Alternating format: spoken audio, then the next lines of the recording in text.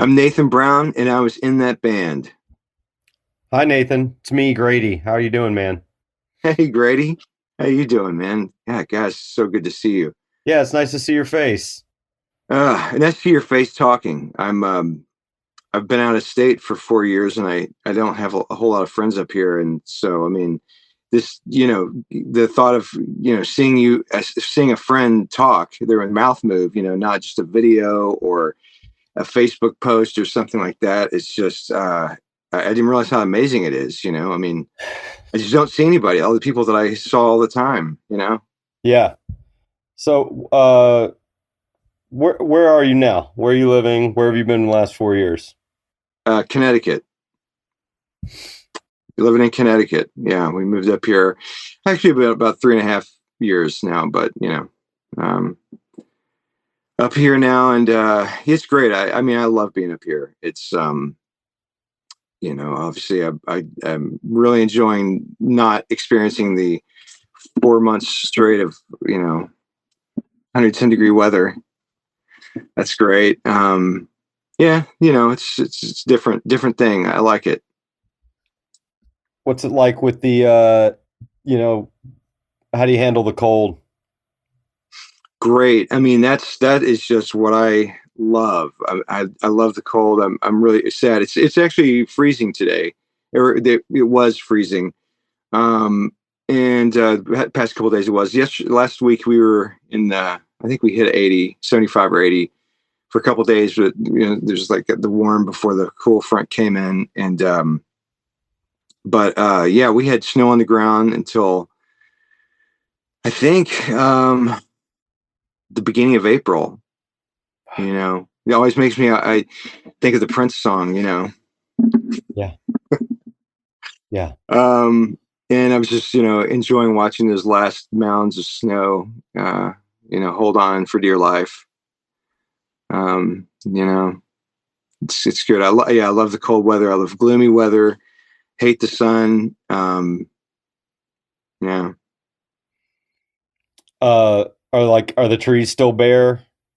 No, no, they got going pretty quickly. I guess the vegetation up here is obviously adapted for that. So as soon as it started getting above freezing for the most part, the grass was growing, and I don't know what the trees are, but there's a tree up here. I don't remember seeing it. It's just probably one in Texas. Probably them. They're probably in Texas, but just a flowering tree that is kind of like white and pink flowers, Yeah. and lasts for like 2 days. It's hard not to look at it and say, "Wow, that's that sure is something remarkable." Then they all fall to the ground and they immediately start turning brown and become a nightmare for whoever's yard it is. Yeah. Are you making any music? Not really. I mean, I'm yeah, I mean, we're just kind of kid stuff and work stuff, and a bit house poor, and I just I have not. I've tootled around on some things, but nothing serious. I was thinking the last time I performed live was before the pandemic. Like it was in 2019. Played it in the basement of J&J's. That was my last gig. Um, and it was a good one. Had some friends come out, and yeah, it was a nice.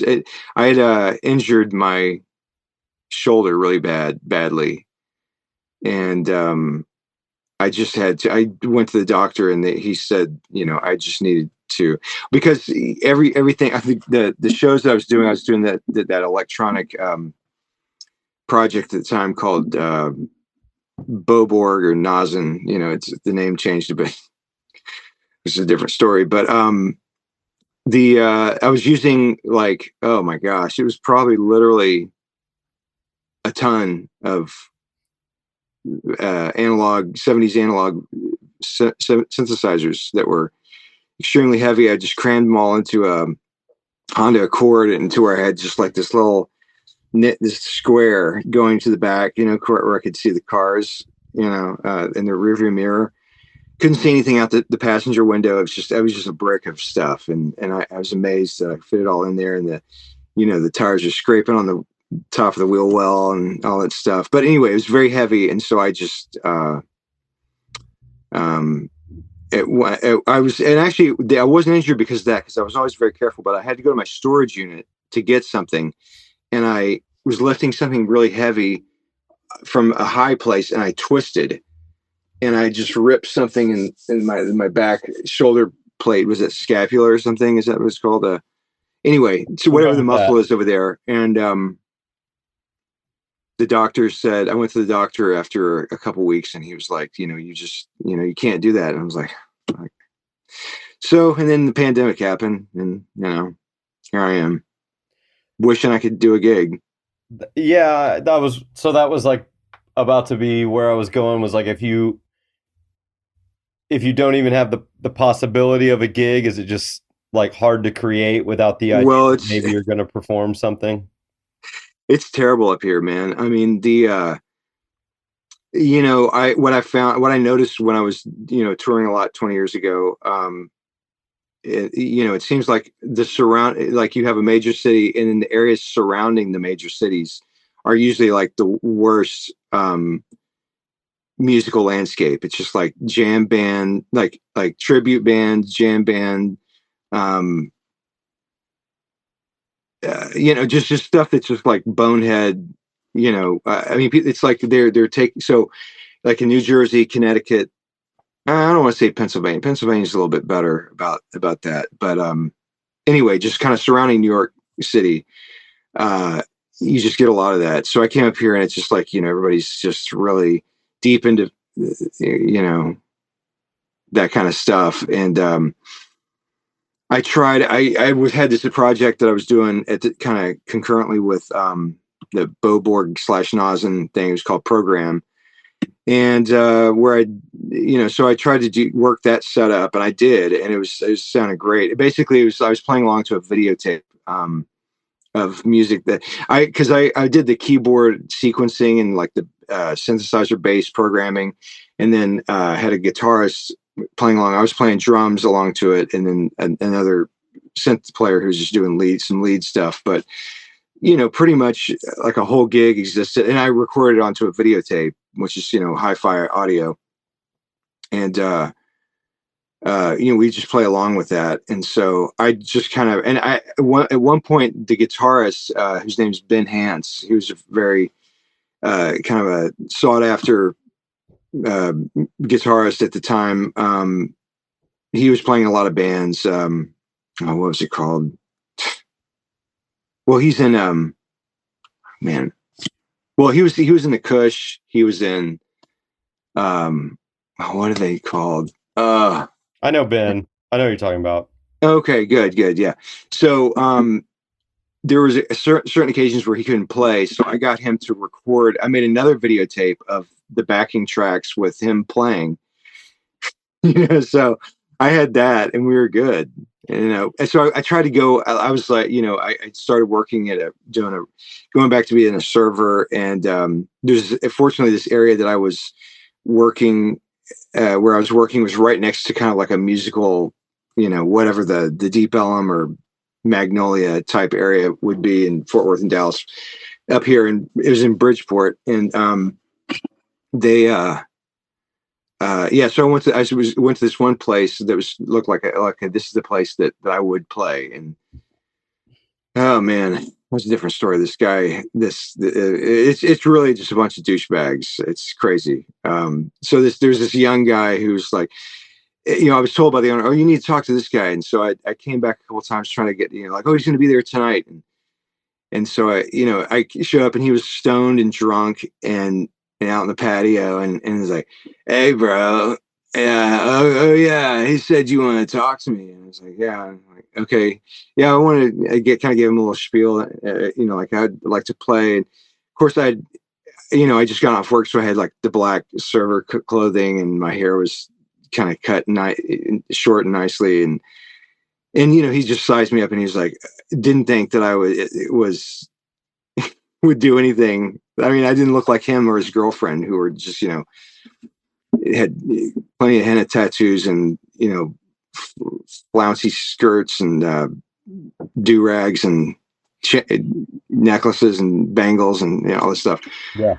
Um, so he's like, "You're not one of us." And then so he said, he asked me, "What are your credentials?"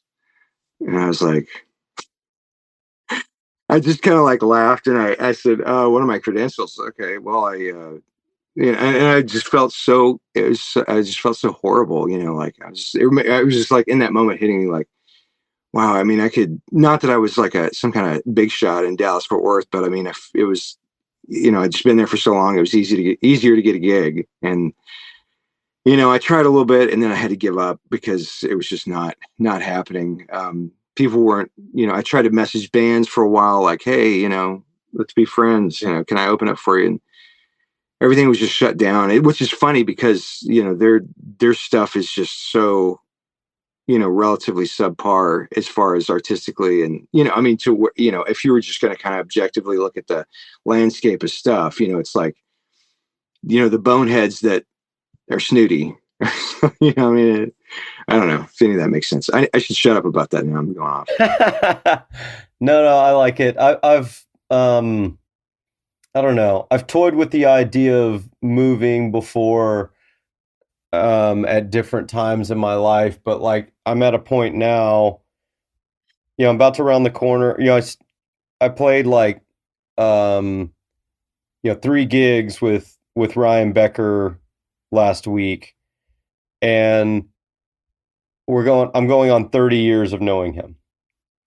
And he's not even like who I play, more than 70% of my gigs with. Like it was a unique week for us to play that many times together. It's not unique for me to play that much, but another guy in the band was someone I've been playing with or I've known since high school as well. And um it would just, leaving that network would be so hard for me, you know? Yeah. And I think that's kind of what you're talking about is even if I didn't have a project going, I could find somebody and go, "Hey, I've got something going."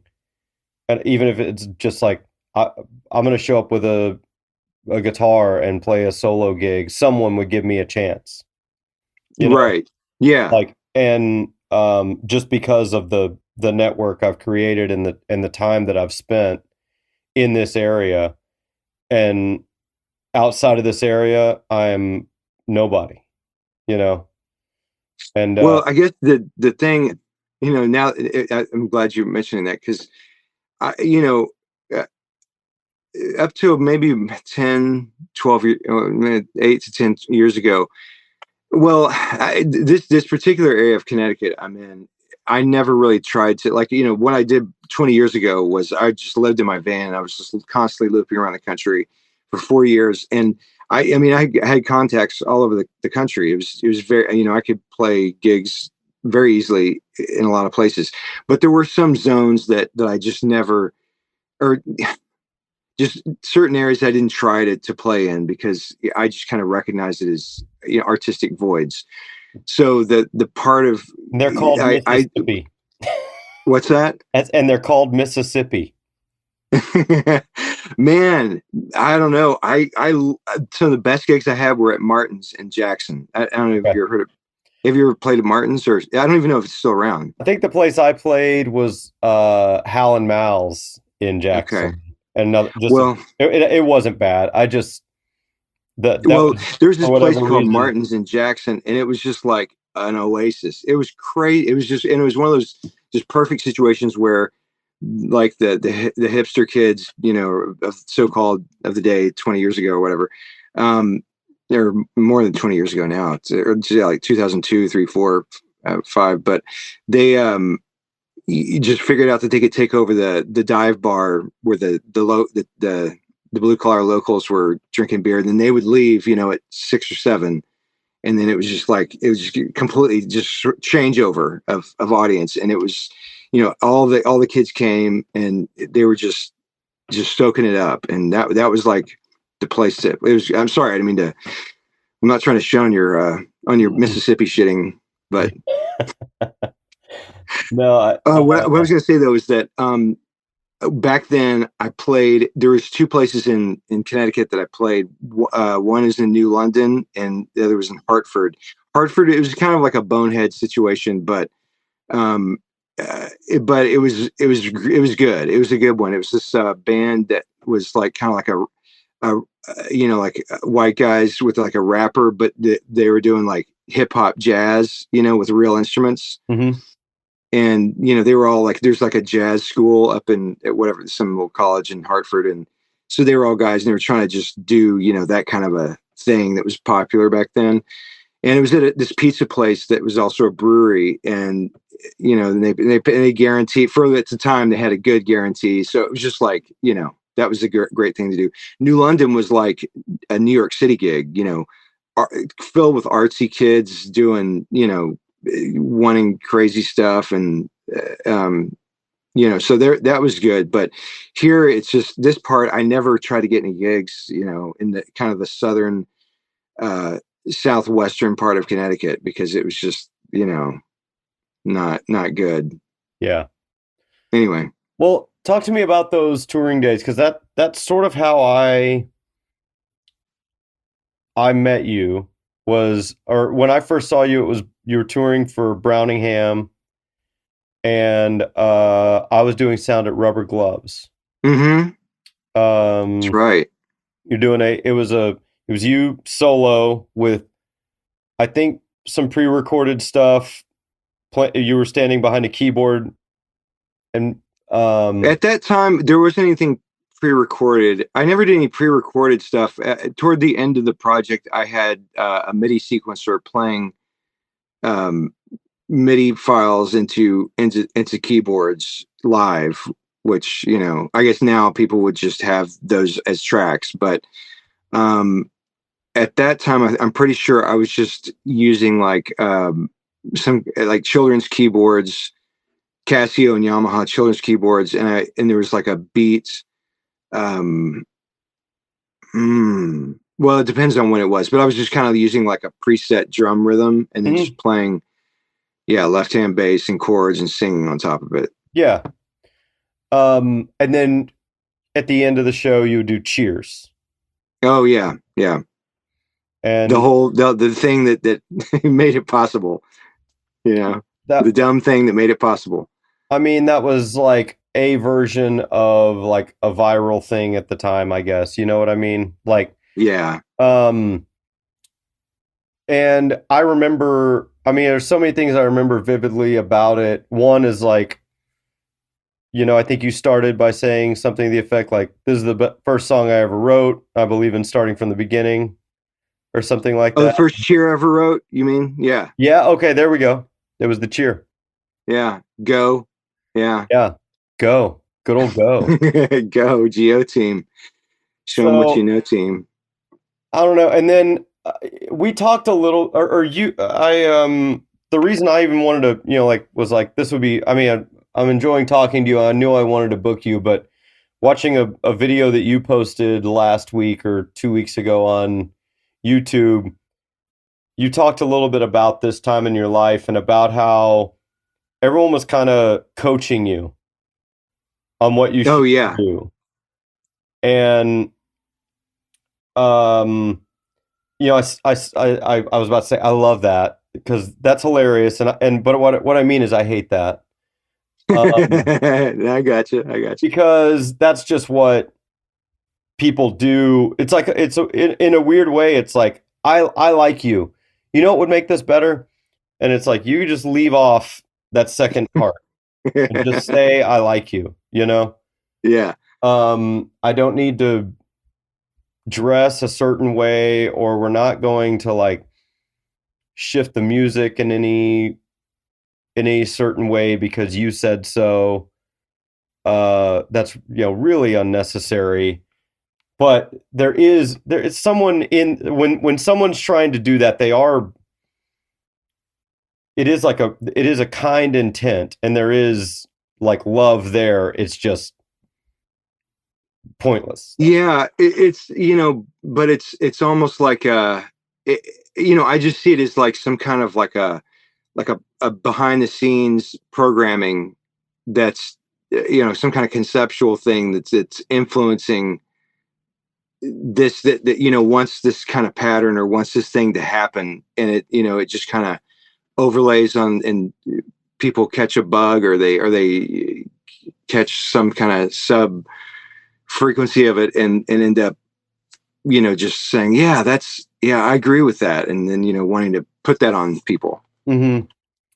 And I don't know. I liked that you did just look like any other touring musician. When you work sound at a club, you meet a I hundred bet. musicians a week, and Yeah.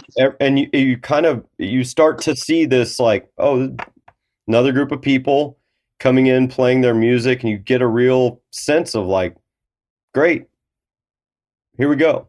There's no commentary needed. My main thing was just like I would, you know, guys would be setting up and going, I know about every guitar player is touchy about their volume. Everyone's like they're just like a dog that's been hit too many times. Everyone's just like, as soon as they start playing, like, I know it's loud, and I'm like, I don't give a shit, man. Turn it up to where it sounds good to you. And that was like always my thing, was like, make yourself comfortable. I'm gonna do my best with it. I'm not gonna try and control anything. Once I turn it over to you, I hope you don't, Yeah. you know, Yeah. I can't do anything else for you. Sorry. Whatever. Yeah. Do your best. Yeah. And so like your show was really great and self-contained, and then just genuinely enjoyable. Well, thanks. So Yeah. I mean, no notes. I definitely, I can safely say I was a sound guy's dream, because, or sound person's dream, because, yeah, it was just one line. I had everything going through like this little passive 4-channel mixer with one mono out, and so I just like, yeah, give me a DI and a mic, or something. Yeah. But later on, I did start playing with the guitar, doing some guitar stuff. So yeah, it was a guitar mic at some point as well. But Um and then I mean, and also, it's just different. I think also when you're like uh, from the sound guy's perspective, every 90% of the bands were two guitars, bass and drums, a couple of vocal microphones. So it was always great to have somebody different come in and do something just at all different, you know? yeah, I mean, you guys have more than paid your dues. You enjoy the break of not having to set up a ton of mics and or whatever. Yeah. Well, and then also for it to just, be good and be entertaining. Like I think, you know, I don't want to say gimmick, but it's probably the easiest way to say it. Was like when you have something that's different, I think maybe it's thought of as kind of gimmicky or whatever. But Yeah, I truly did and do enjoy your songs and your music and like your point of view. Um, thanks. well, hey Thanks, man, by the way. whatever. Yeah, it's like I don't know. Is it like difficult or easier or something? Like talk to me about, because I assume you've been in. I don't know a ton about your past, but I assume you've been in some more bands that were just like a typical format, right? Uh, I mean, kind of. That was what was funny. I was gonna say at the beginning when I said that, I was in that band. It's just like, that's kind of funny. I mean, I was just like, okay, I guess I was. I mean, I just don't think of myself as being in bands, but I guess I have. I mean, the first, I was, of course, did garage band stuff, just kind of going nowhere. It was actually, man, I wish that we had been able to go somewhere. We were, the first band that I was in. We were just doing some kind of, I guess, what would have, if we had stuck with it and known what we were doing and how to just kind of produce the songs and get somewhere with it. It kind of goes into the whole, it would have been great, and maybe we would have done really well in the whole kind of stoner um, sludge stoner metal sludge metal scene of bands like Sleep and uh, Uncle Acid and just kind of like fuzzy stuff that was just trying to be Black Sabbath in the early '90s, Yeah, um, which I mean, it seems like there's always been people just trying to be Black Sabbath, sure. since Black Sabbath. But I guess whatever, they're so good, you can't help but want to be that.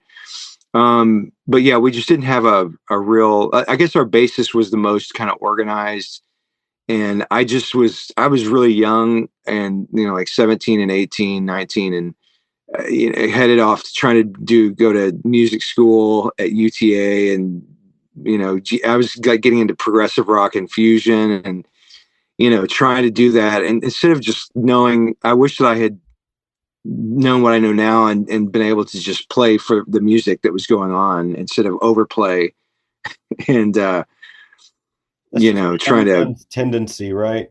Or the young Yeah, tendency. so anyway, there was that, and then that kind of fell apart. The bassist went off to school in Houston, or no, Galveston, and then I got kind of picked up by this what was Terrapin. They were called Terrapin.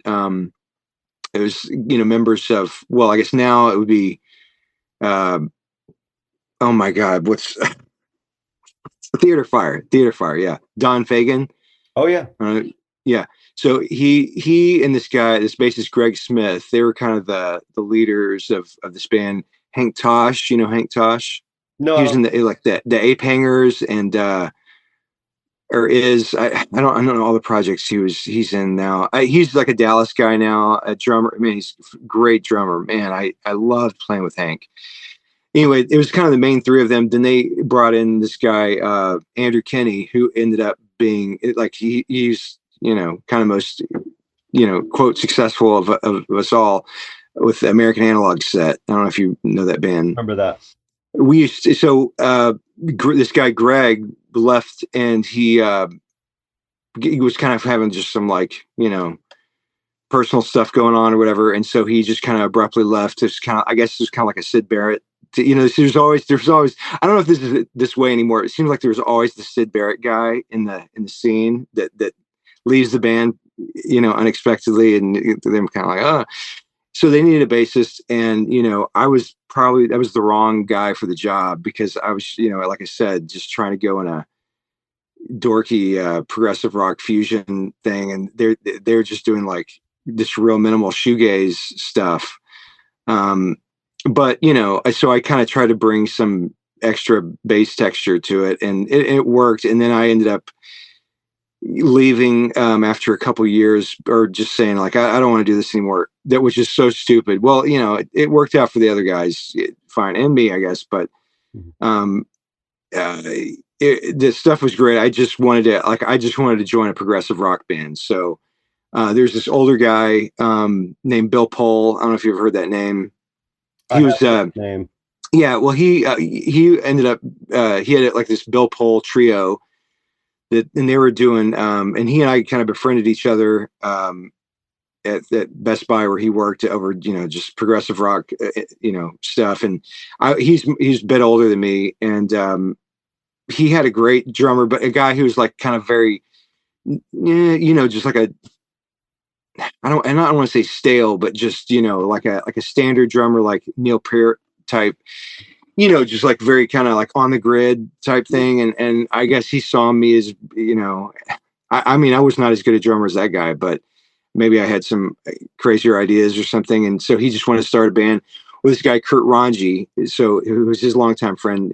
Kurt's, he was a longtime DJ on WRR, the classical station. I think he's back there now, but they ended up. So we had this band called Ann Hand, and then that was in the mid '90s. And then somewhere in there, I met Doug Ferguson, who was just a synth and keyboard guy in locally, and he was just started this project with this other guy named Forrest Ward. Sam Ward is I call him Sam, but he just, I guess, started going by Forrest. But um, so the two of them kind of brought me in, and then we became and then that was pretty long standing band from like 95 to 2001 when guys in the band started getting sick, and then I was roommates with Doug, and he uh, ended up going to diabetic coma because of some, it's one of those medication things where, they say if you were, 8 years later, it's like if you were a loved one who took this medication, that's that kind of thing. Yeah.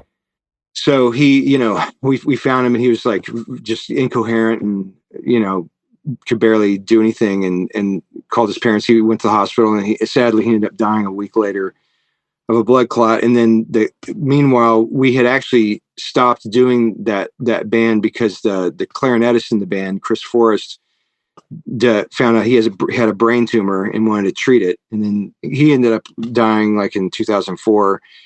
But that was a great band. I mean, we didn't practice. We just showed up at gigs and just did improv, kind of avant-garde, experimental. You never saw or? I know. I knew the name. What was like the? Oh gosh. Now I played a gig in Fort Worth. There was a place they had these pews, and it was in kind of a like a Oh, Impala, warehouse. Was that? the Impala. Uh, Well, I don't know if I don't. It's not that the maybe. pews triggered something, but But anyway, I know it feels like an early RTB2 gig was there, and like maybe we played with like Tame and Quiet or something, and then oh yeah, yeah, and huh, like I feel like I remember like there was a Ohm poster there or something. Like this would have been, yeah, you know, early to mid 2000s or something, or maybe someone had written your name on the wall or something. But yeah. I That don't was think I ever I saw loved. it. Yeah, that As was far as I great. know, Browningham is the first thing I saw you in. Yeah, so in the late '90s, while I was in I started doing this thing, which is just like the complete opposite sounding.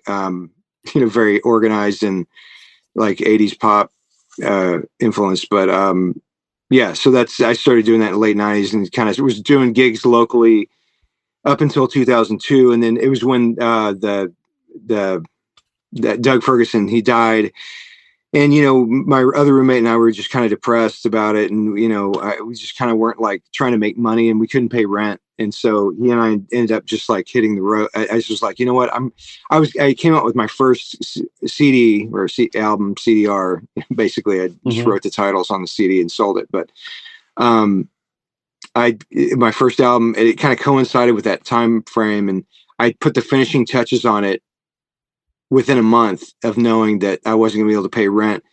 Put everything in storage, and then you just hit the road with no plan. Just showing up to venues that was like, oh, okay, this looks like the Rec Room, or whatever. Yeah, finding uh, that spot in every town. yeah, finding the Rec Room or whatever in every town, and just asking to play, and and it worked most of the time. I was like, well, I was pretty self-contained. So, and at the time I was bringing amps with me. So even if they were like, well, we would let you, but we don't have a sound guy tonight. I'm like, well, can I just sit up on stage with my amps? And, Yeah, they're like, oh yeah, sure. Whatever. for like, do you negotiate a couple bucks, some beer? No, well, there's sometimes, that was the selling point. It's like, hey, I'll do this for free. Of course, gas was what, like a little over $1 at the time, I Yeah, think. And, so, well, I guess inflation, you could say it's a little bit less than the same now, but it's yeah, it was my selling point was just like, hey, I don't want, just let me sell my CDs, and okay, so as long as I could sell, you know, minimum maybe 2 CDs, that would get me down the road and get me a can of beans and a baguette. You know? damn. You did that for 4 years. Yeah, the last year was I was married. I met my wife on the road and in Savannah, Georgia, and we got married with after a month of knowing each other, and never dated or anything. Just, I just rerouted my tour to come back through Savannah, and we just kept in contact with cell phone and texting, and just decided to get married. And so anyway, the last year I had like maybe 6 to 8 months worth of gigs booked. Well, yeah, okay. So at the first year was just all just showing up cold, and then I would build up friends and contacts, and then it would, and then the second year was like half booked, half cold show, just showing up cold, and then the third year was pretty much all booked stuff, and I end up just looping around, going to each, coming back to towns maybe like 4 times a year, maybe 5 times a year.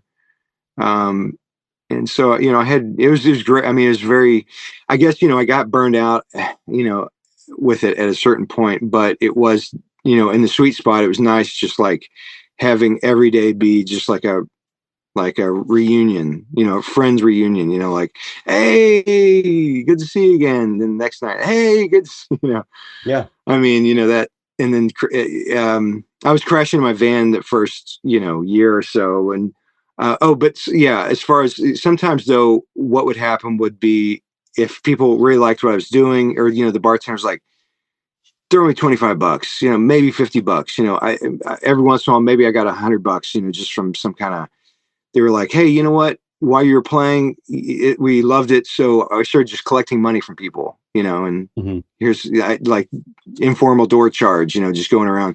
Well, I had no idea they were doing that. And they're like, here, a ticket.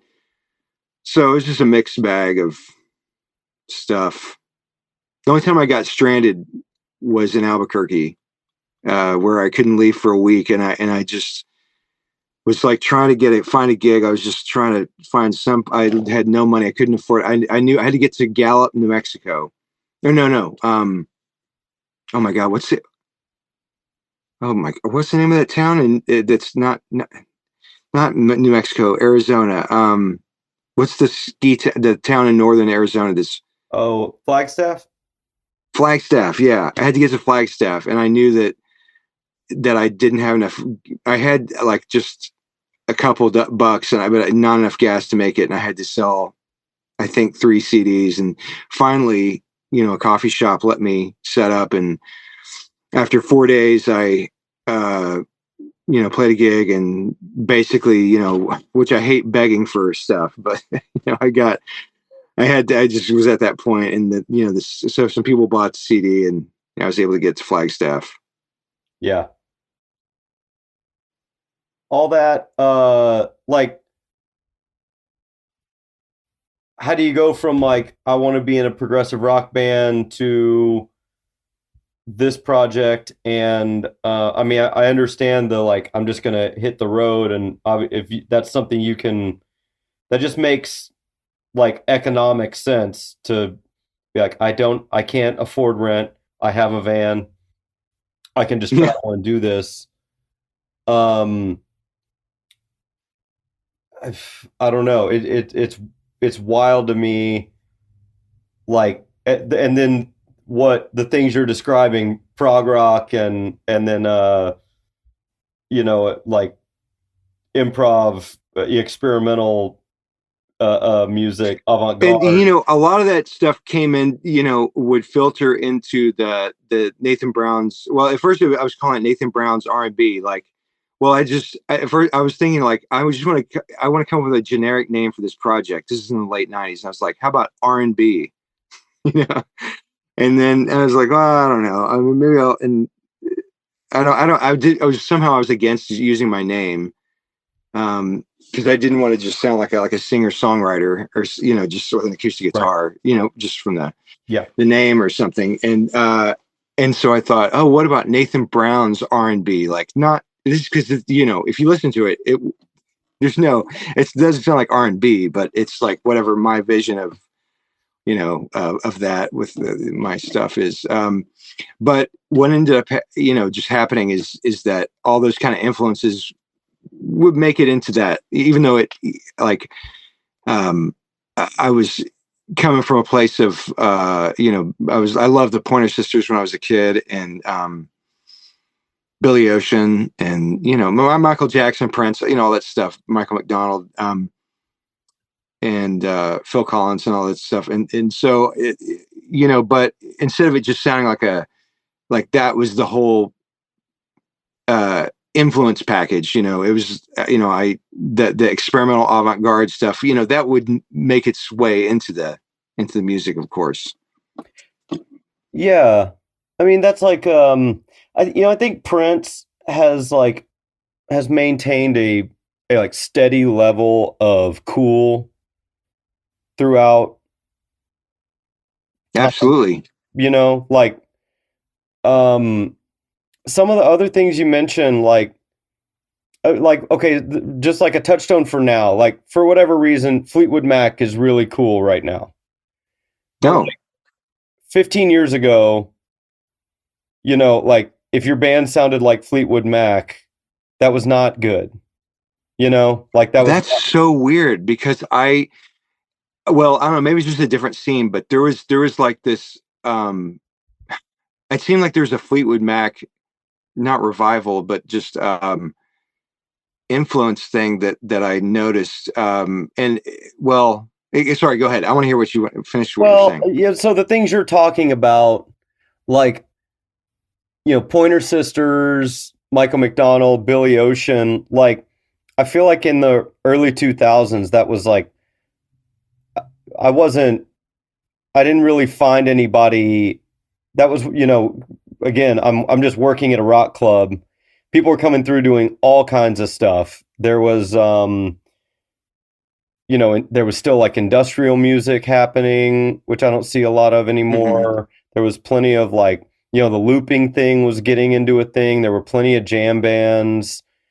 There was but those touchstones you're talking about, they were not, I did not see anybody else doing that, and it was at one point, like, I mean, it was like a little funny that you were doing it, but again, I really liked it. But it was like, Yeah. um, No, I know what you mean. And of course, I mean, maybe where you're getting at is that a few years later, that would become very in vogue to do yeah, that yeah. stuff. I mean, and there's been, I mean, the whole, we're like, you're working backwards to like what is an entire fucking genre right now, which is like this yacht rock thing. I mean, like, you were there straight up fucking 20 years ago, 20, more 25 years ago. It's just, it's funny to me that like it stuck out so much then, and then now I mean, it's like everywhere. Yeah, it's just everybody. It's pop culture. Very well known. From whether you're regardless of what walk of life you're in. You've heard of yacht rock or something. To Yeah. that, dude you were talking about earlier, the guy going to book, if you're like, I'm a solo, like a self-contained, yacht rock thing, he's like, oh, let me get my calendar, bro. Yeah, you but know I couldn't say that. I'm I not know, the guy who would I say it. know you're not that You guy. know, That's just, and, no, I'm just saying that's what's. I think that's what you're getting at. That it's like I could have framed it in a way that would have tickled his whatever. yeah, yeah, his stoner mind. And but Yeah, go ahead. you got like I don't know, there's something about you that I find so like cool and fascinating, is that you have very like kind of hardline opinions about music, and like I'm a very like I'm a nerd, and I like to dig, and I like to find things, but like I think I approach music from a very like naive place of Hmm. like I'm still in some level of discovery or something.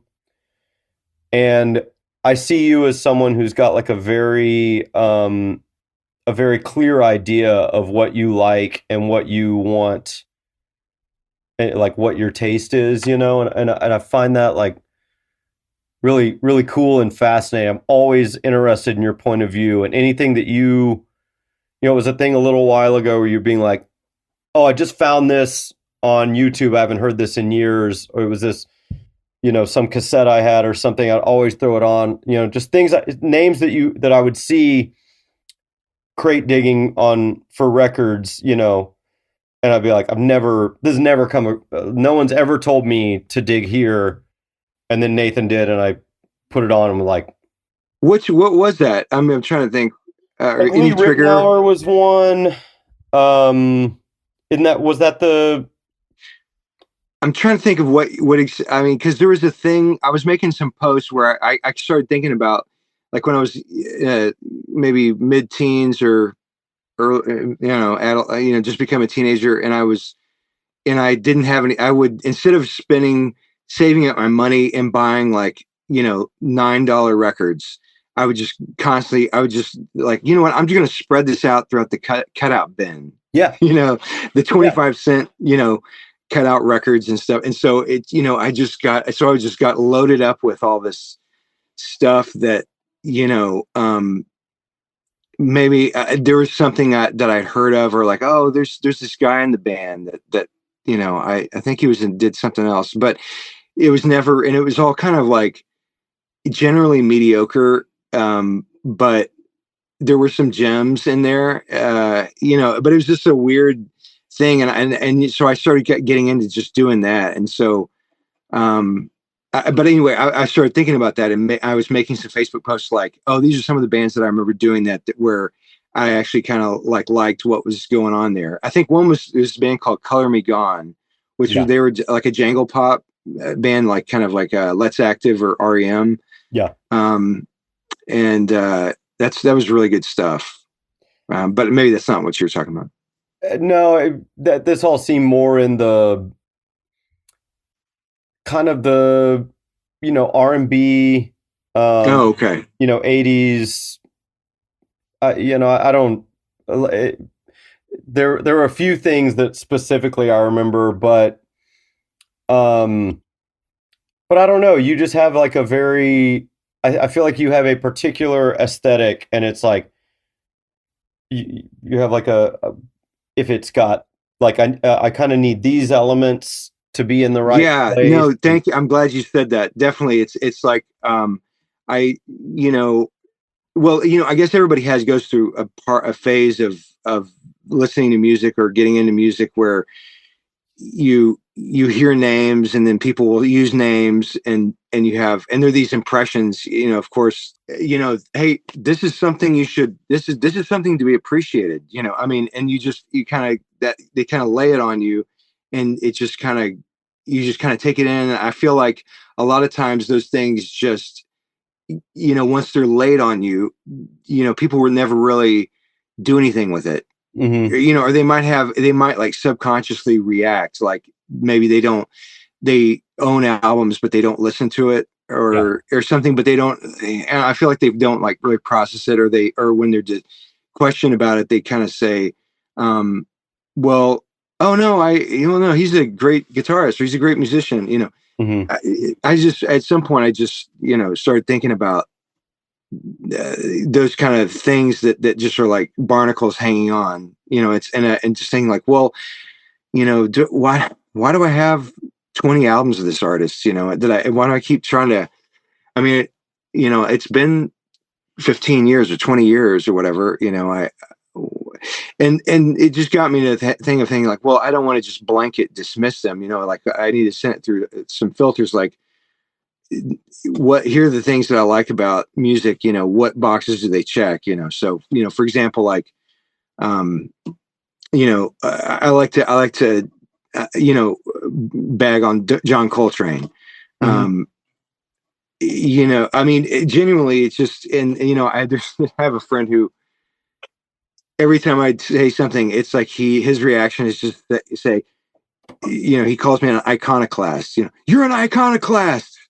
I'm like, well, where are you when I am like bagging on something else, I mean, or I mean, it's just, you're just upset about the thing that I, that Yeah. you like or whatever. But um with Coltrane, I was just thinking about like what is it that I don't do or don't like about him. I love his compositions. I mean, I'm very influenced by him. I mean, musically, I love listening to it. Now, I mean, I've more recently kind of realized that he's not as consistent as I thought, as my impression was of him on his albums. But he's got some albums where there's some good tunes, but it seems like whereas like Wayne Shorter, I feel like he's very consistent. I mean, he's got his science is down. With his playing, with his compositions, with it's like this is what I intend to do, and also just like kind of taking in from you know the universe or whatever, tapping in from another place. Which I guess people associate with Coltrane as well. um, I just feel like Wayne Shorter is a rock solid package of doing that. Yeah. Whereas Coltrane, to me, his like his tone is, I find his tone annoying, and it seems like he's I kind of equate him to like a Gilbert Gottfried or Steve Urkel. Just like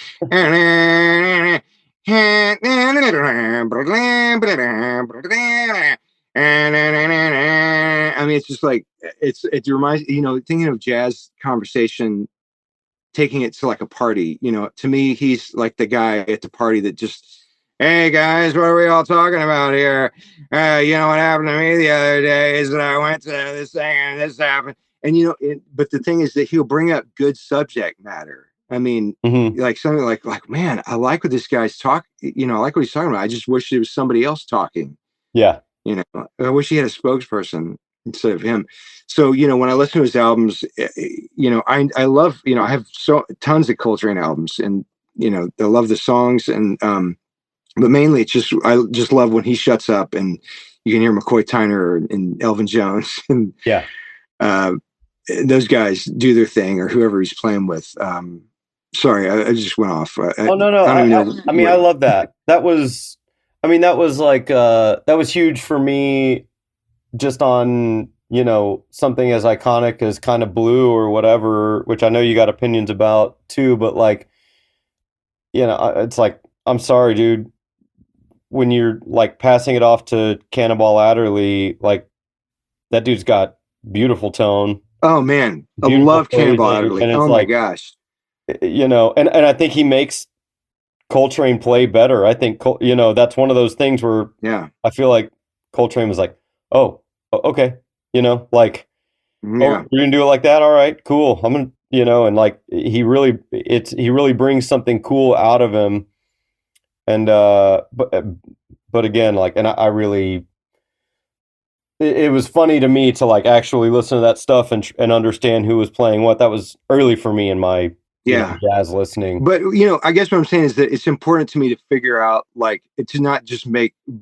Well, first of all, one thing that people like to bring up is, I'm wordy, and in both text and speaking, but uh, I don't apologize for that, and that's me, and so a lot of people like to use that as some kind of like a turn it on me, like, well, you sure had a lot to say. I'm like, yeah, okay, so what now what? Okay, Hmm. I know that, who cares? But what I don't like or they'll say like hot take guy, and like that's irritating, not because it hurts emotionally, but because it hurts just technically. I feel like a hot take is a one sentence, just a vague thing that is just thrown out there, just the most, just the dumbest thing with no backup. It's like I just want to be fair, with what I'm saying. And so with people like Coltrane, same thing with John McLaughlin. I don't like his soloing at all, but I mean, you know, immensely influenced by his compositional stuff. He was influenced by Coltrane. Sorry, you were going to say something.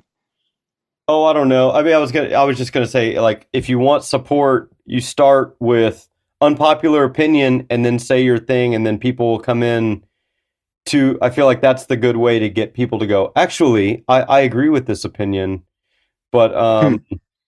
you do have like, I mean, I think you do have a want. Maybe it's a want. I don't know if it's a desire of yours, but just to go. Uh, Everyone thinks this is great. I not so much for me or whatever. And I think that's, I mean, like I said, I think that's cool. I'm always in some like trying to find an entry point for things and like so like something for me that I just cannot ever get is Roxy music. Huh. And Yeah, like now I hear you. I I've had like two or three of their records, you know, and I'll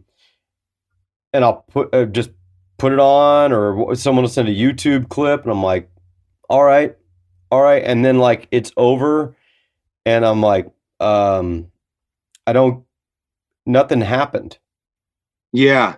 like nothing. No, I agree with you. I mean, I totally agree. And for me with that, there's I'm glad you brought that up because there's some bands to me that are like that, but then once they get to the 80s, it's for me it's a different story. It's like they just kind of um like I do like Chicago, like 60s and 70s Chicago. I do like it, but I'm just saying for me, I mean, I loved the thought that they just had to have the band completely taken over in like 1982 and 83. Mhm. And then, I mean, like Chicago 16 and 17 are just like, I think of them as a double album and they're in my top 10. Yeah, I mean, just, everything. Oh my God. I love those albums so much.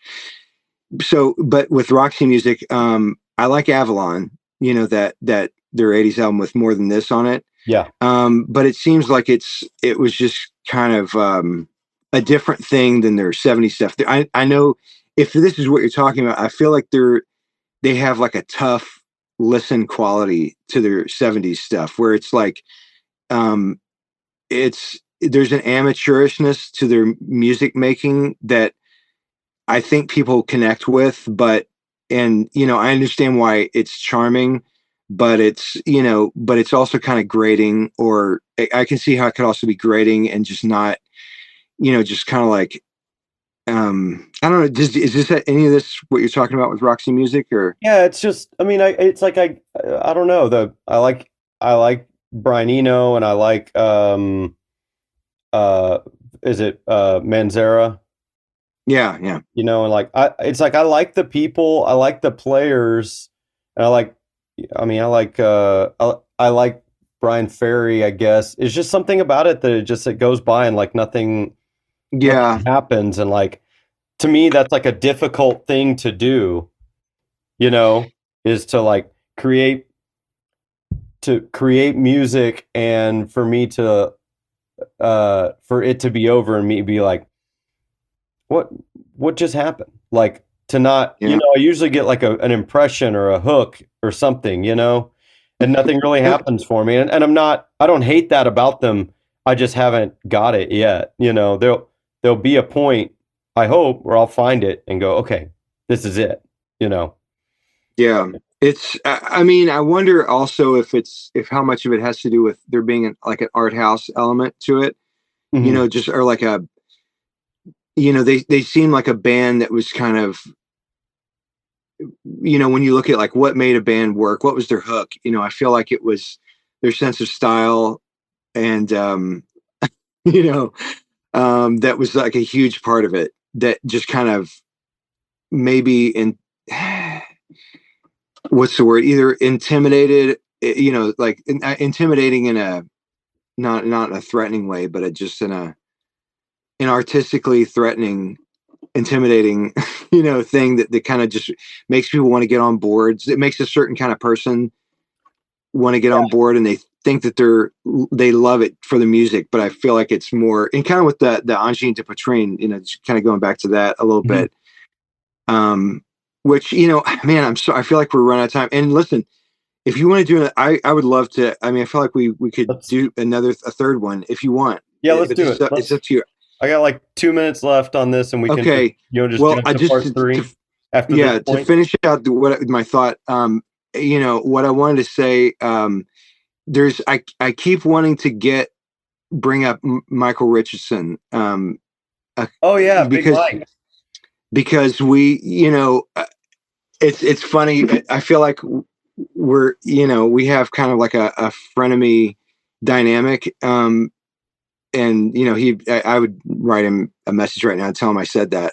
Uh-huh. But we've actually been communicating a lot recently because he's got into 8 tracks, and I've been kind of helping him learn how to do that stuff. And I helped him get an 8 track player or recommending stuff. But um, we've been friends for a long time, since the late '90s. And he's great. But it seems like we're kind of like on two different paths, in a way, or from two different musical worlds. But we align on some things that I think are really cool. And God, we were just talking about one a second ago that wasn't the other one that I can remember. Maybe it'll come back to me. Um, Bring up Big Mike is a good one because I think he's got kind of a blanket like of like most classic rock or something. I don't hear him saying a lot of, you know, this sucks or this is lame. You know what I mean? yeah, I yeah. I don't get a lot of He's that. open. He's open to all. I mean, and in a way, you could. It seems like you could. In a way, to me, in a way, it seems like on the surface, maybe he's watered down. but Yeah, but yeah. I but can I see mean, that. I'm no, it's not. That's not the case. I'm just saying that jokingly. But do you think I mean there's something is there something in your mind that's like if I like everything I don't like the things that I really like enough or something like I've only got this jar of how much like I can give and if I pour it into every little if I'm going oh well yeah I mean I kind of like everything that it doesn't allow you to love the things that you really love as much as you need to or something. That's no, that's okay. So you thank you for saying that, because you just reminded me of what I was gonna. The other thing that I feel like what that my big Mike and I kind of aligned on, other than this other thing I was thinking of. But so yeah, I mean, a friend of mine uh is a friend of mine, Dave Carnes. He we talk a lot, and he's good at taking my many words and condensing them into just like a couple sentences, or just kind of like, oh yeah, so you mean blah blah blah blah. And I'm like, Jesus. I mean, sometimes I mean, I enjoy being verbose, but sometimes it's just refreshing, or it kind of hits me like, wow, that's somebody else just put it very clearly in 2 sentences. I mean, I appreciate that. But Yeah. um so he was saying one time, like, uh that you know when you're creating, I guess he was kind of coming from the standpoint of, like, when you're thinking about your identity with something, there's just the tendency in society, or groups, or scenes or whatever, to just focus on the positivity of things. And for me, that's always bothered me. uh and then, so kind of what he was kind of saying, kind of reading what I was saying, and also kind of coming up with something himself, is just that our identity is based on saying, like, that's how I don't want to be, or that's I'm going to become, I want to be better, and this is what I don't want to be like, and we make those decisions every day. And I guess, of we just see something, we're like, I don't like that, I don't want to, that's not how I want to do, with whatever the project is, or your life, or something. So but then those kind of thoughts get um kind of shunned. Like, if you bring those things up, people don't like it. It's like, well, don't talk about that. You just talk about things you like. And for me, just like, I like thinking of it scientifically, like, but energy neither being created nor destroyed, and there being, like, balancing and other things on either side. And it's like, I feel like there's just a great imbalance of positivity, and then there's, so I think of it as being like, the high road and the low road, and on either side, and there's two sides of each, on each. There's the positive side of positivity, and the negative side, and then the positive side of negativity and the negative side of negativity. And I guess I just find myself personally interested in not forcing myself or trying to do something different, and just because I feel like that's the way I'm wired. Yeah. I just like focusing on the low road and the positive sides of negativity, which is just, you know, finding, saying, looking at your identity and saying, this is what I don't like, and this is a part of me. Instead of I'm just not going to talk about that because everybody only accepts saying something nice or don't say it at all. Sorry, I should let you say something. No, dude, I love this. I mean, this is yeah. I'm because again, like I said, I have a very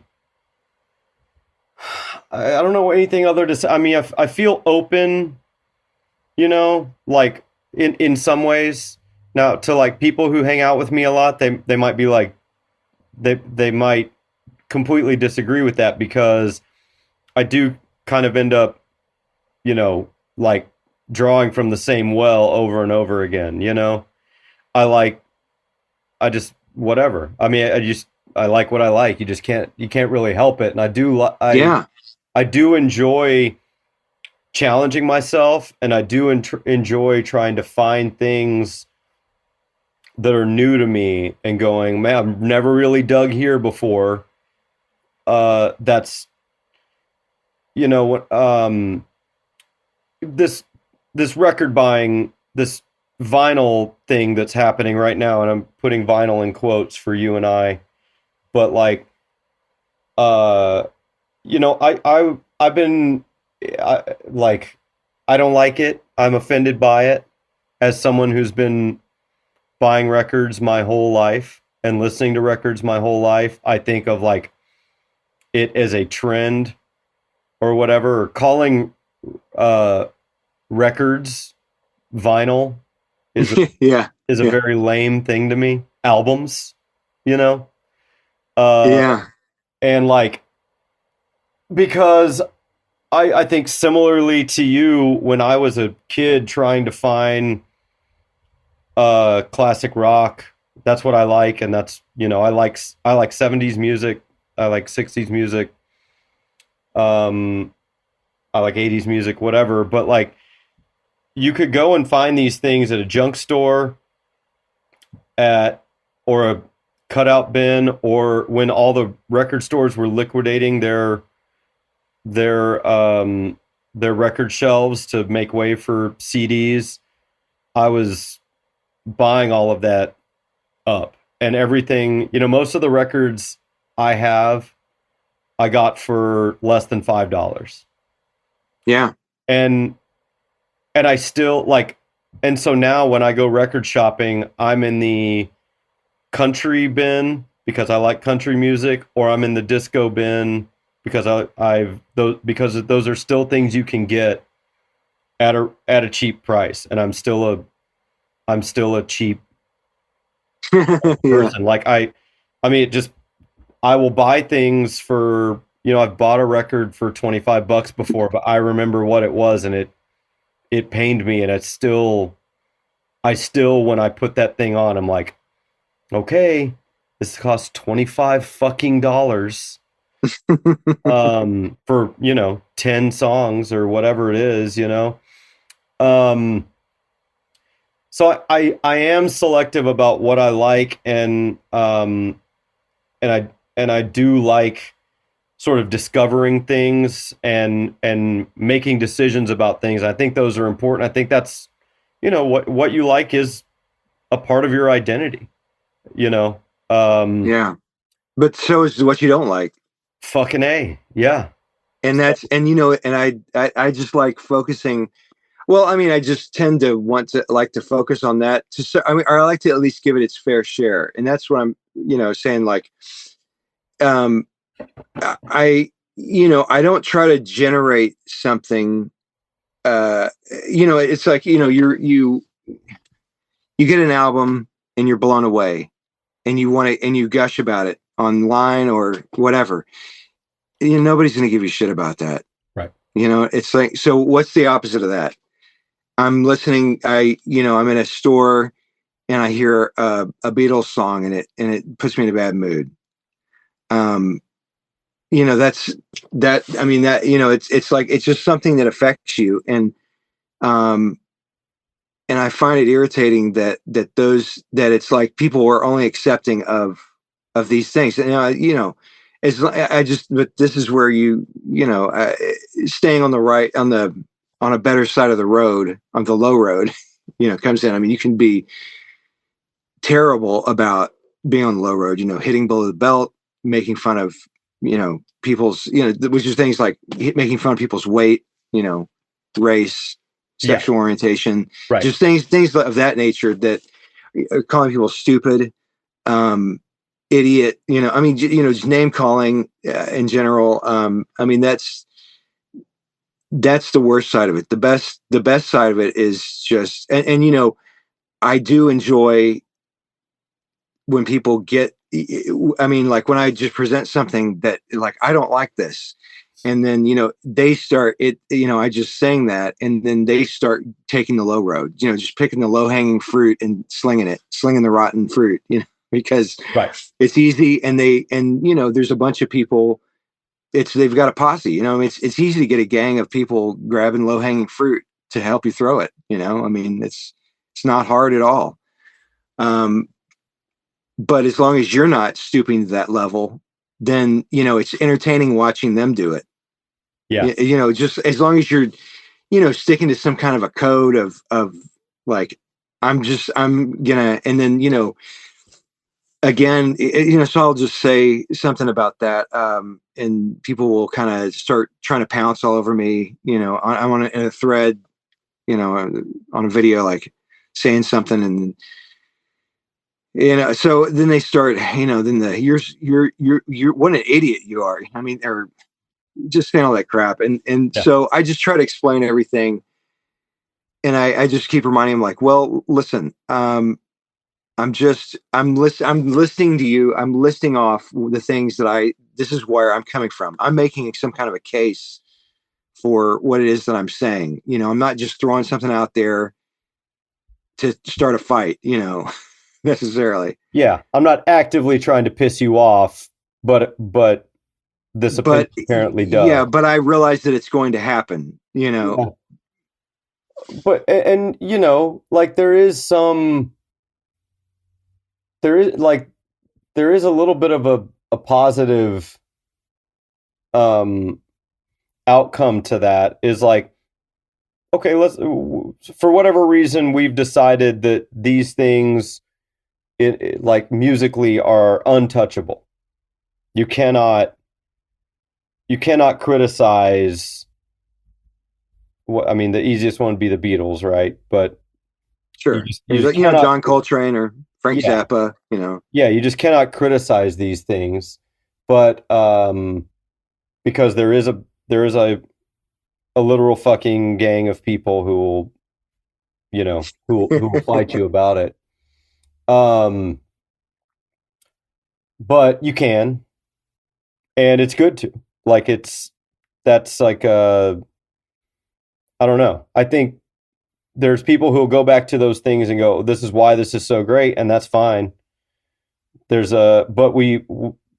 this is like, we're alive in a very amazing time musically, and probably and probably it's over. yeah, You know, yeah, like, I think this keeps coming up for me, but I really feel like the last half of the 20th century is, I mean, or just take the 20th century on its own, and that's like, I just don't ever see a time in music where it's going to be better.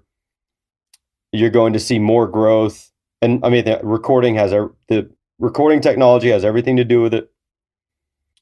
Um, and that's like what allowed it to advance at such a rapid rate.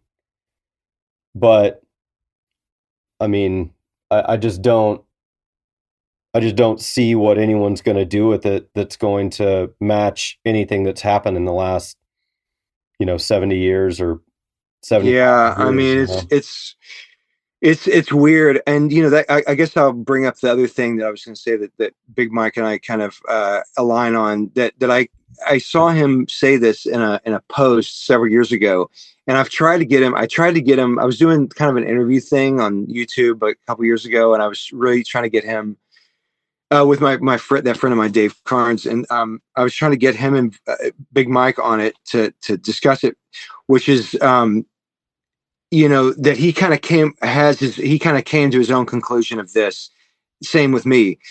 Well, basically, I'll say how I frame it is that music, and I said this in that video that you were referencing, that Angie and Dip was trained, Yeah. that music up until and including 1990 is innocent until proven guilty. And then everything after that is guilty until proven innocent. In my book, I mean, I think that I mean, I just think that's the way it is. But I mean, I guess I have to say that's my opinion. But I like things after 1990, and so Big Mike, either in some commentary or he made a post or something, he basically said the same thing and used like a 1990 thing, and I was like, wow, okay, cool. So I think we talked about it a little bit, in a thread on Facebook, but I wanted to get him just to talking about it, like in a situation like this. Yeah. But he didn't want to do it.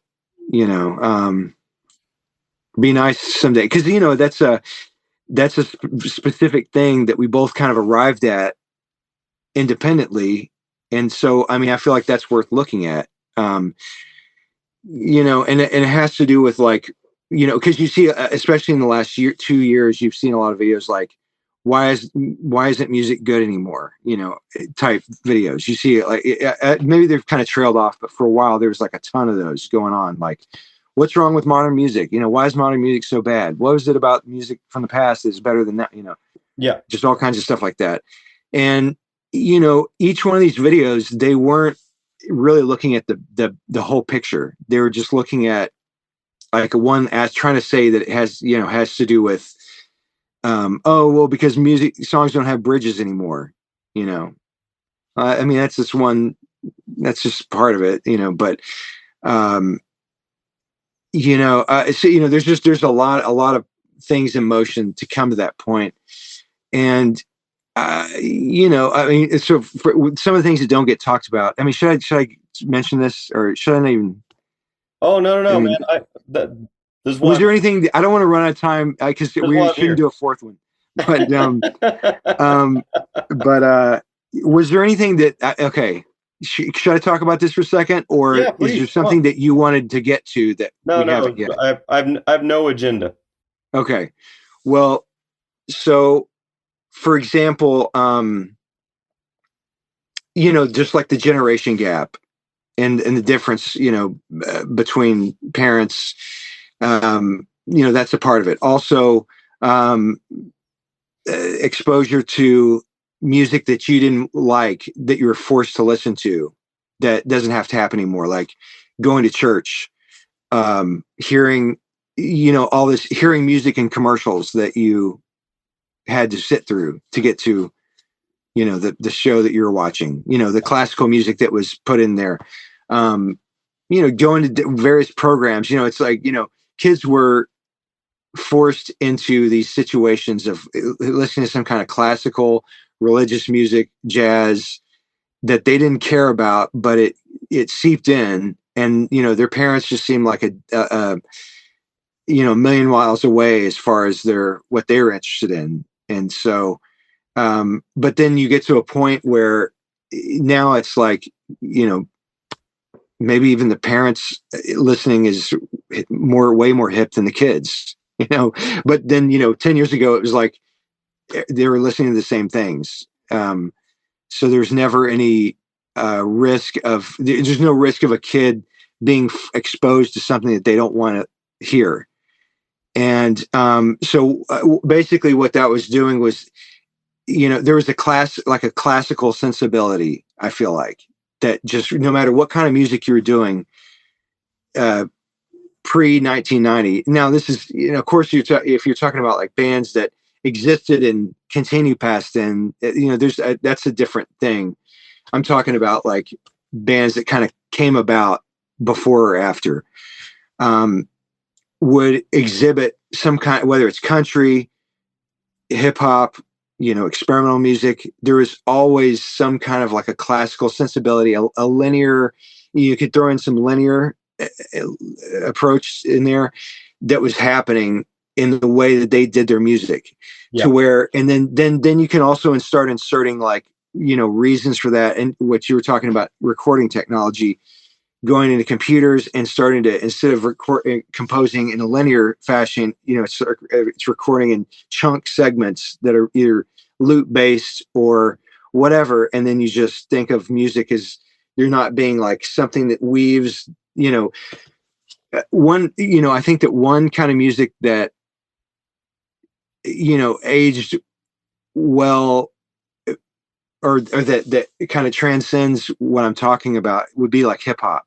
Even though it's like repetitive, loop based, the stuff going on top of it, somehow it still retains like a linear quality to it that I mean, maybe not so much. I haven't like listened to a lot of hip hop and rap in the last 15 years, but at least going past the 90s and into the 2000s, I feel like, up and comers were still had, there was some kind of classical sensibility, linear approach that made it not as bad as like what other people were doing in other genres.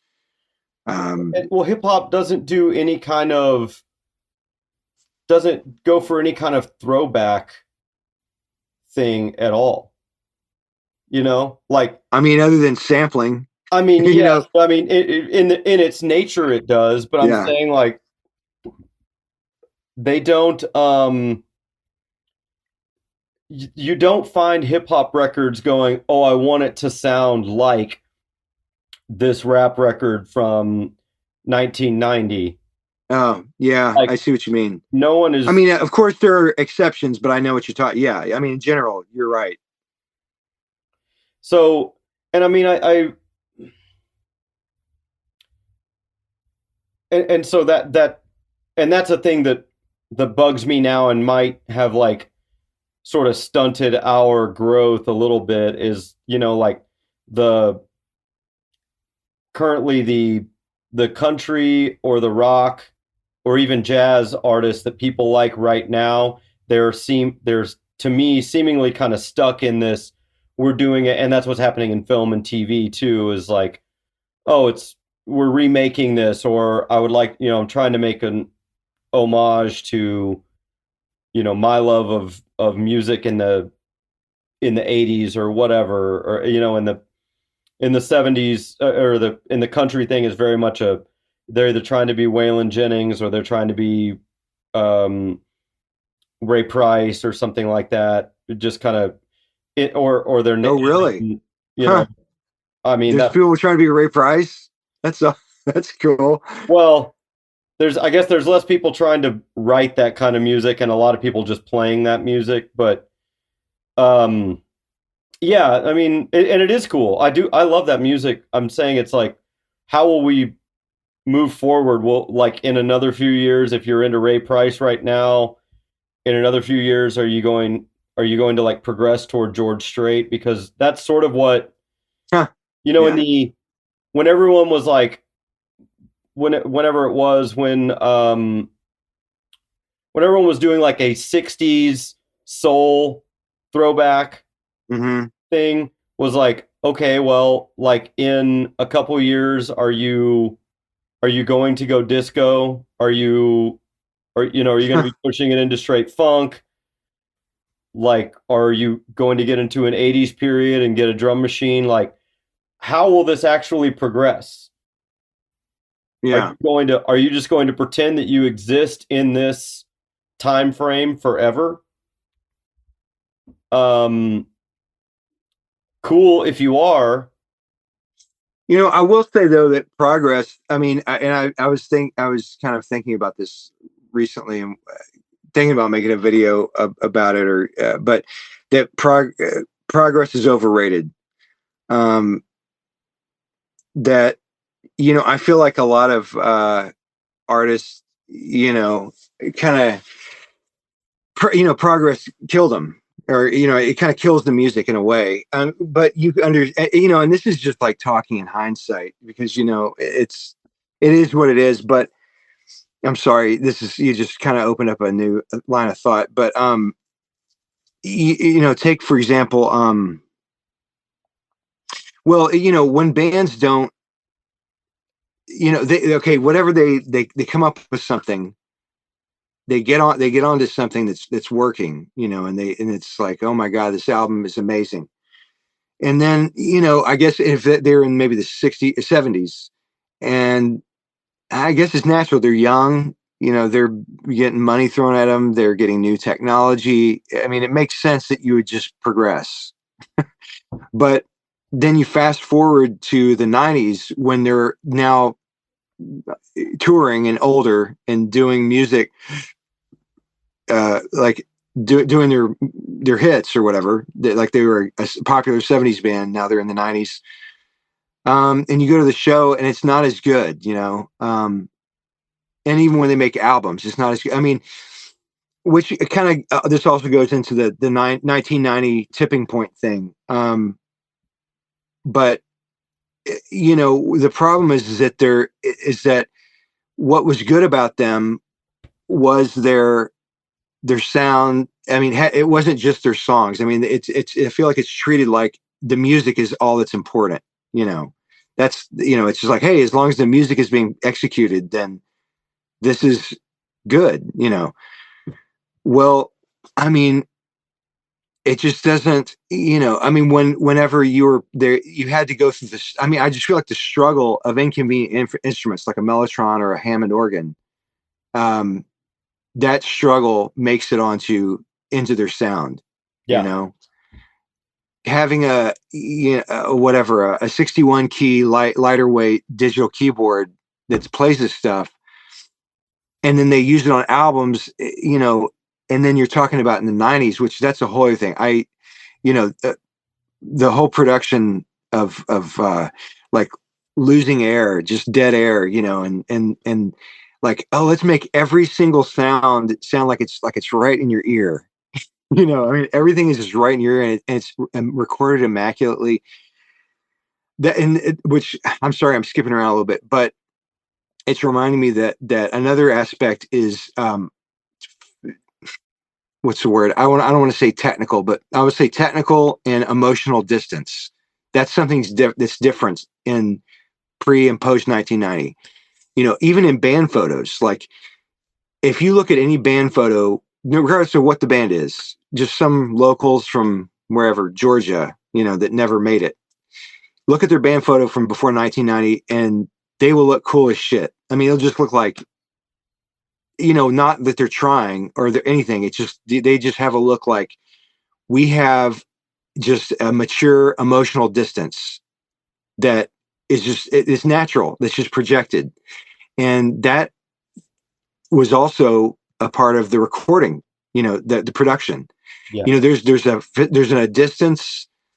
You can just hear it in the music. Like this, there's a distance. Like, hey, this is just this is us. We're presenting ourselves, as we are. Um, and then, I guess you can start to kind of get into some technical stuff like reverb and echo chambers. I mean, that has to be acknowledged to some degree, like analog distance. But then you look at like a band photo after 1990s, and people just they just look stupid. I mean, they look self-conscious, Yeah. and like they can't pose well enough to have that emotional distance that people before 1990 naturally had, and they don't have that in their music. So and then it's further amplified by how good recording got.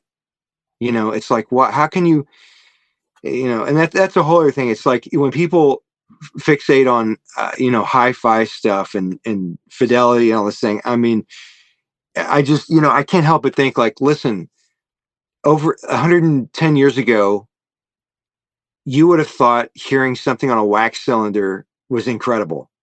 I mean, you heard the music. Maybe you didn't hear the detail, but then you go for a little bit further in a '78 record. You can hear a little more detail, and then you get to a point where it's like in the '50s. You can hear the hi hat, you can hear the bass drum, you can hear the bass guitar. I mean, eh, you're just like, what do you need to hear? Like to make this okay for you. It's like, why do you need a crystalline trinkle and like a sub low that's just so immaculate? Like, why does that, and I think that ruins something. Sorry, go ahead. Well, that's something that's why, like, particularly I really love the sound of like late 60s and early 70s records, because you have these engineers who had already mastered the art of mic placement. Of they went If you'd been in the industry for 10 years at that time, you went from going, I've got one or two microphones that I need to, you were a master of your room, of your space, and what your equipment could do. So you went, okay, everybody that's standing in this room and about to play can fucking play. All right? I'm going to put this, everyone is in the right position. I'm going to put this mic in this spot where I know I can get everybody and it sounds good. I'm going to go into that room. I have minimal knobs I can turn that are going to affect how this works at all. And if you guys nail it and I nail it, we're going to have a really good sounding record. And then all of a sudden they go from that to, okay, I have two microphones. They're like Yeah. masters of their craft. And then, by the time you get to the late 60s, when they go, I'm sitting in front of an 8-track desk and I have, great instruments, cool sounding instruments that can be a little unwieldy, but we know how to control them. Everybody gets good at what they're doing. And they're like, I've got carte blanche here. I can make this thing sound fucking amazing. And then I feel like from there, it just gets a little bit further and further away, where someone's like, okay, well, we don't really have to have all these musicians in this room. You have people like Sly Stone or the Boston guy, who are just wizards at, like, hey man, I don't really need anybody else here. I can make a fucking record and know exactly what they're doing. Yeah. Any little piece of technology you hand them, they know exactly what to do with it. And it's kind of like other people just kind of get in my way. And then I feel like at some point you like cross this threshold where it's like there's no quality anymore. The songwriting might lose something. The playing might, be lacking.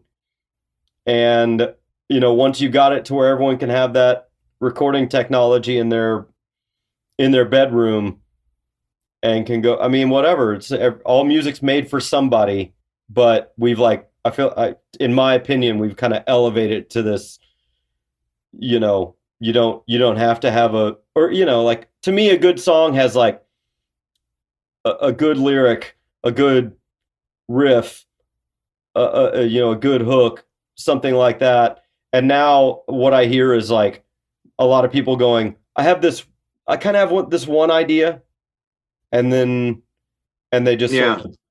that's just it. And it's like, Yeah. what does this song do? They're like, I don't know, just kind of that, just kind of does this. Yeah. Like, Well, and that's another thing. It's which I kind of discussed in that Gina Petrine video that you mentioned at the beginning of the thing. Just that there's that with the whole loop based, or I mean, I kept calling it loop based. I guess I should say it's just bar, like a 4/8 bar based.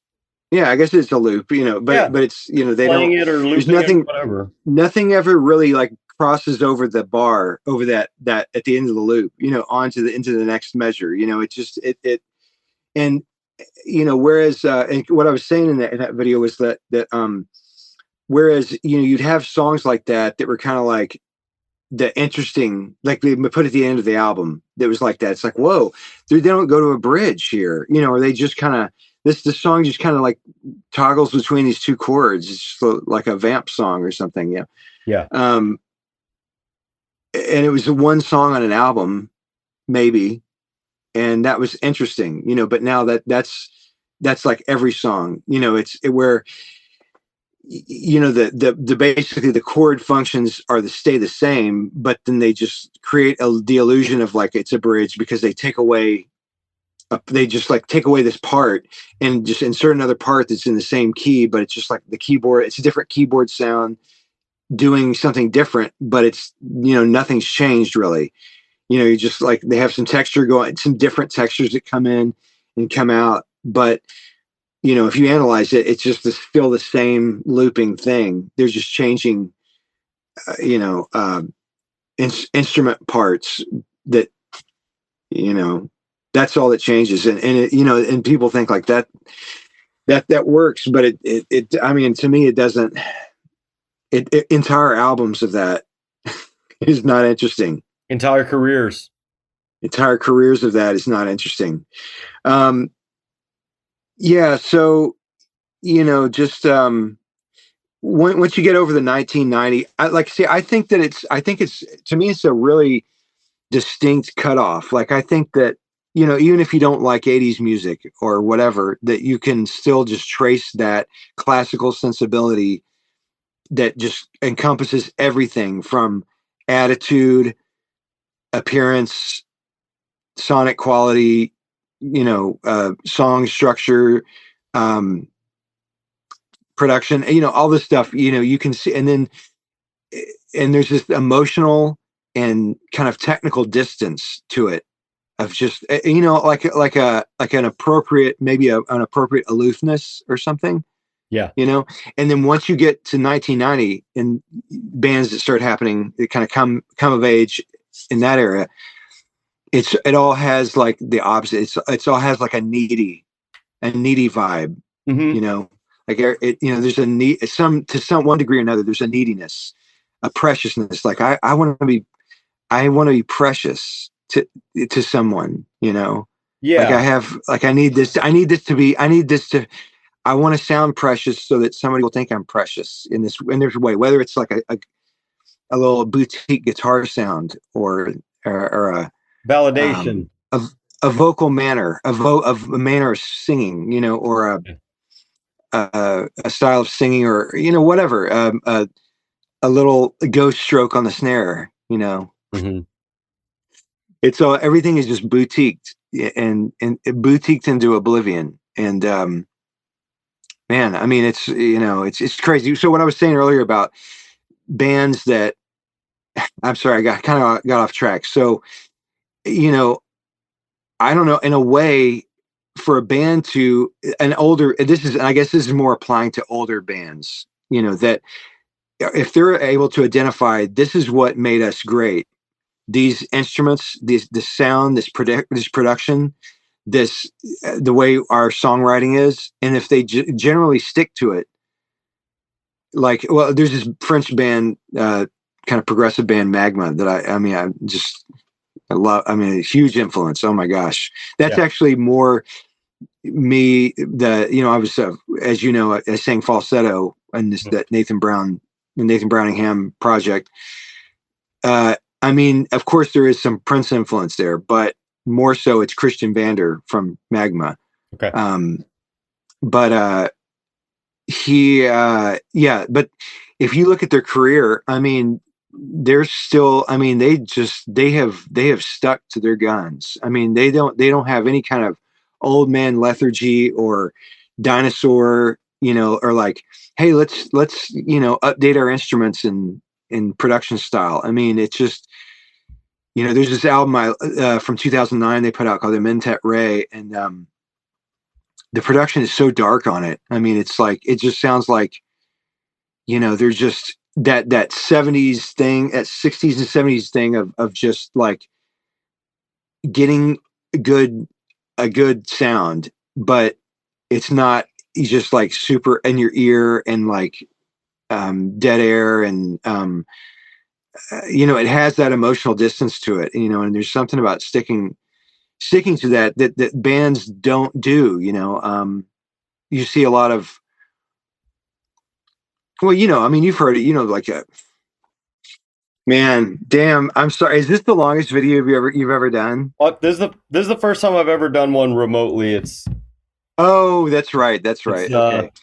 it's Well, strange, I'm man. sorry, I love it. Grady, I get going and No, I like that. Like I said, it's the worst ones to me like feel like interviews, you know, and this yeah. actually feels like we're just hanging and having a conversation, and that's what I want. People always like apologize for being tangential, and I'm like, no, that's actually where I want to go. Like, Okay, good, you good. know, I think that's where it's interesting. I like it that it just flows, and we're just, losing track of time.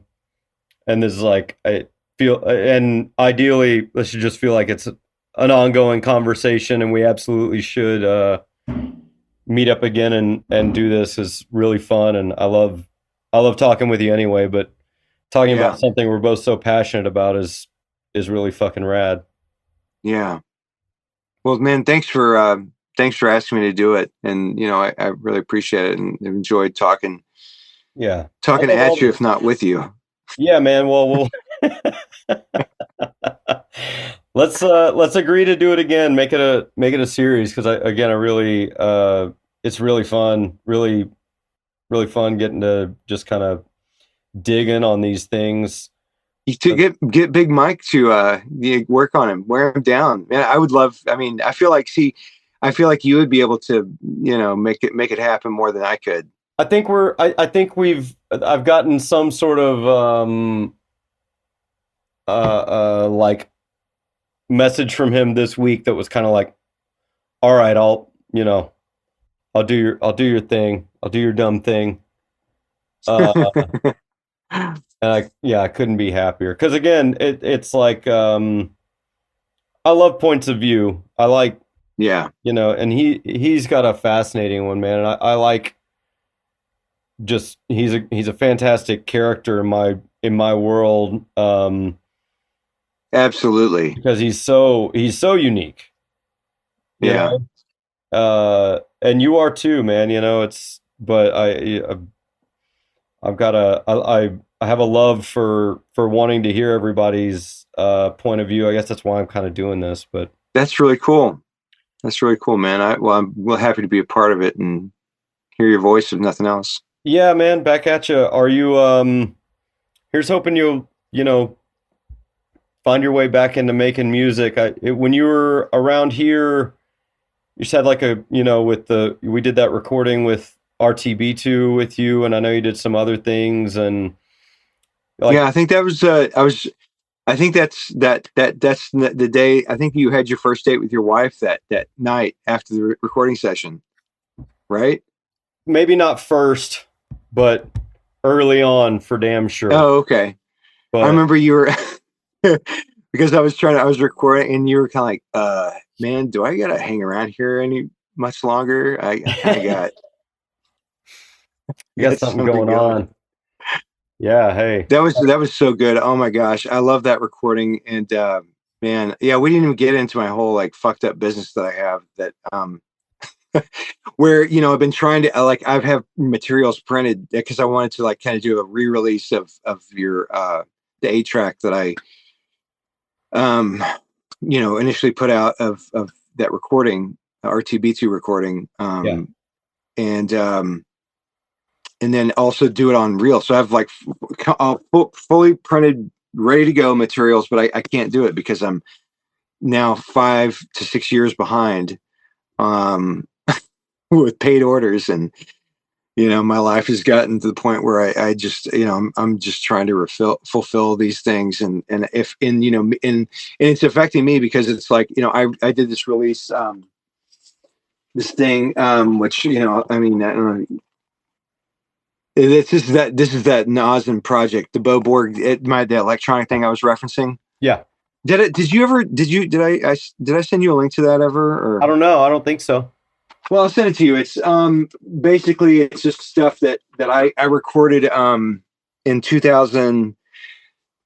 Well, okay, so as I was coming up with the project to do live, I was trying to rehearse the songs, and then either that or I was working them up, and I was like finishing working them up for performance at around like 3 o'clock in the morning. And then I realized, you know what? I'm not, when I wake up, I'm going to be like, what the hell did I do last night? So I just doing live to stereo mixes. I had, everything going in the mixer, and I try to have as mixed as balanced as I could, just not thinking I would ever release it. Yeah. This was just going to be for my function. And so I recorded a ton of stuff that way. And then, once I injured myself and wasn't able to do the COVID happened, and everything just kind of fell apart. I would listen to these recordings, and I put them, burn them to CD, and would just listen to them, like just kind of keep them active in my mind. Yeah. And then finally, just a couple years ago, I was like, you know what, I'm never gonna. I don't know if I'm ever going to be able to sit down and multi-track this stuff and properly like I want to. And so I just went through and found the stuff that was the most passable. Cool. And so I kind of tried to doctor the stereo recordings as best I could. And, I wanted to release it, and I have a great platform of, my Dead Media Tapes Instagram, which, I've got, for what it is, I've got a decent amount of followers, and, could do well, relatively well for it, but I can't do it because I've got like all these paid orders from the past years. So it's like limiting my, if I do it, it's a slap in the face to the people like, hey, you can't do my thing, but you can do your own thing, Yeah. So that's kind of where you guys fall in, that but someday, hopefully I'll get to it. That stuff's there. And like same with your music, but yeah, please send me that. Yeah. And if you got, anything, any other things that you would like to, my help. I did a soft release, actually. I made a Facebook post, and so I have the Dead Media Tapes Bandcamp page, but then I have a personal one, and I just basically posted the link, and I said to friends and family on Facebook, I said, hey, I don't think I'm ever going to be able to release this properly. So, if you just want to listen to the, download the digital thing, throw a couple bucks in there, okay, go for it. So anyway, I can send you a link to that. Yeah, do that. That's what I've got. But do that, and I'll maybe kind of if you want, I'll share it with this conversation or something. Sure, no, that'd be great. There, yeah. Some of my dozens of fans. Well, it seems like your thing is going well, and did you do Aiden last week? Yeah. That's cool. Yeah, I saw a picture of you too. I haven't listened to it, but yeah, and I talked to I like Aiden. I do too. I mean, we're not like great friends or anything, but he likes you too. He loves you. Nothing but nice things to say about you, and like, I talked to Reggie Roofer last night. I'm just kind of. I think eventually, if I talk to everybody, I'll have like the whole story of like DFW music for our generation, and maybe some a little older, maybe who knows what. Who knows? Well, you're good. You're a great guy to do it. Awesome, that's for sure. Well, thanks so much, and thanks for your time today. I'll try and stitch all this together, and I've really enjoyed it. It's been great. I don't envy your position. Anyway, you know how it goes. Good talking to you, man. All right, thank you so much. Thank you, brother. Take care soon. Yeah, you too. Bye-bye. Bye.